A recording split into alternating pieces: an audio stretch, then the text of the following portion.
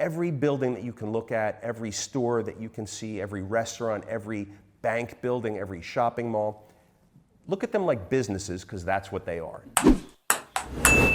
You know, landlords need relief too. They have to answer to people too. Landlords have to pay their property taxes where the building gets liened and the cities come in and take possession. Landlords have to pay their mortgages or the building gets liened in foreclosure and banks come in and take possession of the property.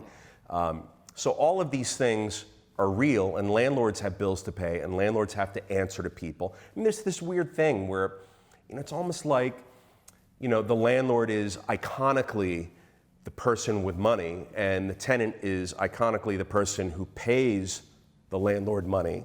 And, you know, the consequence of not paying is that the person with money evicts the person that doesn't have money. And, you know, there's the historical strenuous landlord-tenant relationship summed up right there. But, you know, landlords have, I mean, it's not like they're sitting behind a curtain in a big golden chair just with piles of gold around them. I mean, I wish that were the case.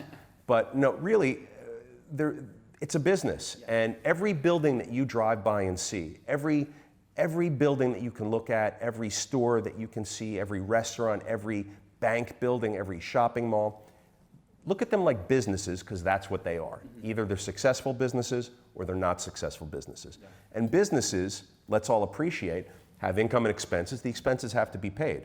So a landlord has to pay their expenses just like you and I and everybody else does. Tenants, employees, corporate leaders, families. I mean, everyone's got to pay their bills.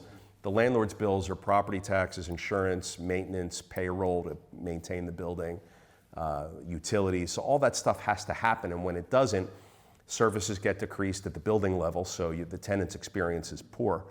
And the landlord could lose his business, could lose his building, and it's a problem. So, you know, landlords need relief too, not in the same ways that struggling families might need relief who are lower income earners, not in the same ways that people affected by something horrible like the COVID pandemic who have gotten physically ill. I mean, everyone's got their own needs that have to be met and obligations that have to be fulfilled. But on the landlord side, the commercial property owner has to pay these bills, and that's why they're not rushing to just sign a lease for whatever amount, because the second they do that, the value of their building goes down, and now they're toast.